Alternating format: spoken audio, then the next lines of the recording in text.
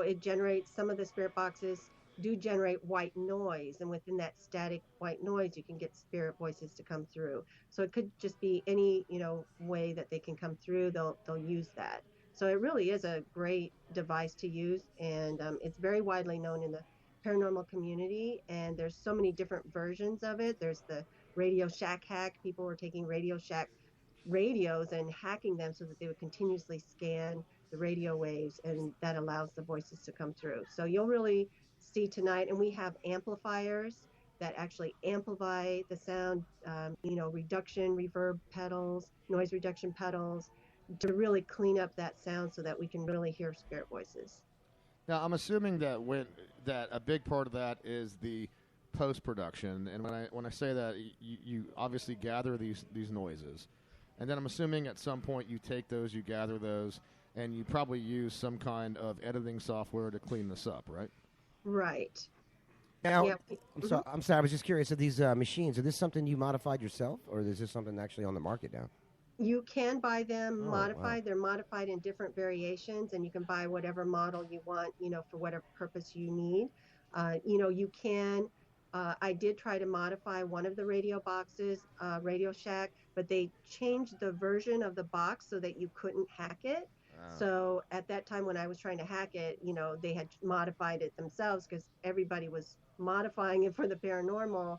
Then you weren't able to do that. So I do have a Radio Shack hack that I purchased from somebody. So I do have one. So Cool. that's kind of cool. But yeah, you can purchase these online.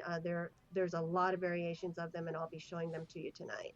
Why don't you tell the listeners out there about your group in terms of the people that make up the group, because we're going to assume that some people are listening were not privy to the incredibly fun interview that we had with you before. So enlighten the listeners as to what makes up, as to whom, I should say, make up FPI.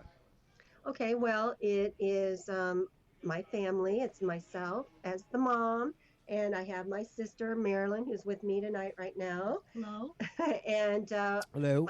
my four daughters, Keegan, Kendall, Kelsey, and Caitlin, and they'll be joining us tonight. Three of them should be joining us tonight, or next tomorrow morning, I guess. And then Clara, who is a friend of ours, who's the psychic medium. I noticed something about the letter K. Yeah, Okay. I know. Just All kind of right. happened that way. All I right, don't know. that's all good. Was that something that started out as a coincidence, and then you just said, "Hey, let's just go with it"? Exactly. My husband liked the name Keegan. That's our oldest daughter, and we're Irish and Japanese, so we wanted to have Irish names, and so we picked Caitlin with a K, and then we had twins, and it can't be Kendall and Michelle, so it has to be like Kelsey and Kendall, because you want, for being twins, you kind of want them to have. Right, yeah. So it just kind of happened that way. We didn't plan it. It's nice though. It makes it easy to for like towels and stuff, monograms Right, and stuff like that. exactly. Makes it really easy. That's a good idea. So So you, true, so true. you mentioned Clara. Now, is this the woman that you were telling us is clairvoyant? Well, I'm actually clairvoyant. She's a psychic. Okay. So there is a little bit of a difference. She sees visions and gets messages, and I actually physically see spirits. So, and she's also like an empath, which she feels the emotion of a place. Like if we go to a battlefield or something like that, she'll really feel what was happening, at that time period. And she will literally, it will emotionally, like drain her. And so, she picks up on that type of energy. I mean, this may cause, if you're an empath, Clara, walking into a haunted bar, I mean, this may cause you to experience sensations of nausea. Yeah, it may cause you to randomly stumble into things, or She may actually feel what you feel like most nights here. Yeah, absolutely. Right, right. what's that? Just exactly. total despair? That my pickup lines don't work? Is that what you're talking about? Yeah, that's what I was going for. Yeah, okay, yeah. I just figured I'd make it easy for you. If you're going to insult me, I just figured I'd give you an assist on that. You one. might as well own it, right? So, I'm excited. I'm actually literally nervous about this a little bit, dude. well, This that's actually been the pulse of what we've been hearing. I talked to the three folks that are involved in the ownership here, and two of which will be here tonight. One of which refuses to be here because he's the one that's the most leery. We should of the drag him haunting. here. But everyone is excited about this. The vibe here is palpable. People are really looking forward to this. And I, for one, am extremely excited about this because I've never been privy to experiencing an investigation firsthand. I mean, never. This is a unique experience, and we are just overjoyed that all of you have decided to take part of this. Well, yeah, we're also excited, and we love doing investigations with other investigators or with individuals. We're willing to share our knowledge and kind of share the experience with everyone, just to, so that more people understand the paranormal and maybe not as fearful of it. I mean, we just did an investigation last week with a team that came down from Indiana, and we investigated a haunted 1922 building that was once a doctor's office. And where was this? This was in Plant City. We actually own the property. Really? And Wow. yes.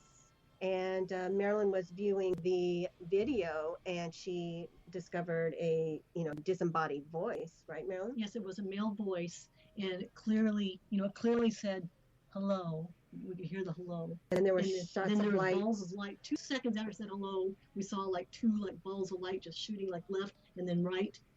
Yes. And then the interesting part is, the balls of light, yes, that was seen, but we didn't hear the voice until afterwards. So that's what is considered an EVP. It's what you can't hear with your own ear, but electronic devices will pick up. Wow, at least he was polite, huh? That's nice. He's like, hello, welcome. That's cool. Yeah, exactly, right? So I would maybe think we'll so. get that tonight. That's cool. Awesome. I can't wait to see that. It's interesting because the one of the reported spirits here has a name. I think we told you this before. She's been referred to as Rosie. So I'm curious to see if this will be a spirit that you encounter when you get here. But walk us through when you do get here, which, like you said, will be tomorrow at that point, but a little Right. later from now. Walk us through how you'll start this whole thing. You mentioned all this equipment and everything. Is this going to be? I mean, look, most of us are accustomed to what we see on television, so we have an expectation that people, you see these groups, they turn off lights, they use infrared cameras, etc. I mean, what's your typical protocol when you go to do an investigation? Well, what we're going to do when we first get there is we'll really take the equipment and kind of get some base readings of the energy that's there right now, like the EMF energy that's there. And EMF, it can be derived from, man-made things, electricity, basically. So we need to at least pinpoint the areas in the place that may have high EMF that could just be from electricity. Okay. So if our equipment goes off and we're standing next to the place that we already designated as having high EMF, well, that's probably not a paranormal event. But if we're in an area where we've designated that, okay, there was no high EMF here, there are no areas that could be potentially drafty or anything like that, then there's the potential that it could be something that we're encountering as paranormal. So we're kind of just going to get that base reading, of the place, first of all. And we'll kind of just use our own intuition as well and kind of decide, just walking into the place, we'll be able to get a feel for what we're sensing, if there's anything there. And then once we do that, we'll set up the equipment and we'll just pick an area that maybe we feel that there's something, in addition to maybe the equipment kind of telling us that there's something. And we'll hit that area of the bar, and we'll set up separate little hot spots, little triggers throughout the bar, so that if we're in one side of the area, we have something going off on the other side. I have things that make sound and light up. If something's going on over there, we're like, oh, wow, there's something going on over there. Let's go over there now and see what, we can communicate with. Well, my hope is that if there are spirits here, they're going to be nice spirits because it's a bar, and not so much like a mental ward like you see on a lot of the ones on TV. Like, they're probably not going to be nice guys if you find them in a place where they were getting shock therapy. So hopefully all those spirits we run into tonight will be, happy. Yeah. Or- Well, I think it's cool what Right. you just said too, though. We get a feel for the place. We have had accounts from other people of where things have happened, and we haven't told you that, so that'll be kind of cool to see what you come in and what your first reaction is to where there's possible activity going on, because like I said, we've heard where there is or where there has been possible activity. So it'll be neat if you guys can walk in and pinpoint that. Right. Yeah, so I guess we'll see when we get there. From your experience, you talk about basically the process of elimination. You refer to isolating areas where there are high electronic activity. Do you, from your experience, are sometimes is there maybe some kind of residual effect from electronic activity that causes people to misperceive what's going on around them? Most definitely. I mean, if there is, we went into a home and they were definitely experiencing paranoia and feeling like there was a lot of activity there, spirit activity. And there literally was a breaker box in one of the son's bedroom, and that EMF on that breaker box was so high, like that could easily make them think that something paranormal is going on. Yeah, don't you always feel sorry for the people living underneath the power lines? Like yeah, exactly. Exactly, right? I mean, that scares me to death when I hear that. I'm like, I'm moving. I'm getting out of here. This is thank crazy. you. So we've got, you said there'd be 5 of you that are coming up, or you said 6 of you, right? There'll be you, Marilyn, your sister, 3 of your kids, and then Clara, right? 6. So 6 of you will be coming up. Right. I'm going to have to confirm one of my daughters. I'm not 100% sure, but the twins are coming, Marilyn, myself, and Clara. Well, I tell you, like I said, the people that own the bar are very excited. I think some of the employees are a little scared because they're the ones that, look, at the end of the day, if we find that there is something here, they're the ones that have to live with that evidence. Right. But this is, to me, is just a great opportunity to hopefully I'm hoping you do find something. I haven't experienced anything here personally, but then again, when you're in a social setting like a bar and you're hammered, yeah, you're not going to notice much. Yeah. That's It true. happens. That's true. And we're certainly not going into the place to have the employees be fearful of what we find. So we'll be able to explain to them if there is something that we encounter. We'll be able to explain to them how to deal with it, or if it's pleasant or not. In 9 times out of 10, I mean, really everything we encounter is pleasant. It's not like it's a demonic thing. I mean, to run across something that's demonic, very, very, very rare. You may find some that aren't pleasant, but it's just like in real life, there are some good people and some bad people. Yeah, just like a grumpy they old really man. can't do anything to you. It's really your mind that's kind of, putting the fear into it, So You talked about in the last interview about the usage of a Ouija board sometimes to contact these spirits. Will you be possibly using that tonight? I won't, because I mean, I thank you. only do it if I have permission, and usually most people don't want to do something like that. And you so have permission tonight here. What's that? You have permission for here, especially after that reaction I don't know from about Joe. from the owner, especially since there's an owner that is really kind of against. Or He won't maybe be here. Against, but isn't as open to the paranormal. I certainly don't want to do something that they think that, we brought in all these things now all of a sudden because we did the Ouija board. But so tonight we're really going to focus on using the equipment and using that to try to find out if something's there. I think that's wise. If you all want me to do one with the Ouija at a different location, I'm open for that. Yeah, I might call in sick that day, but but definitely excited about this. I can hardly wait because I've seen the TV shows, and you always kind of editing helps out a lot, and you always kind of wonder. But this is going to be good to be. Now, Linda, I actually have one of the owners of the Lions Den who is stood next to me right now. This is the great Brian Lyon.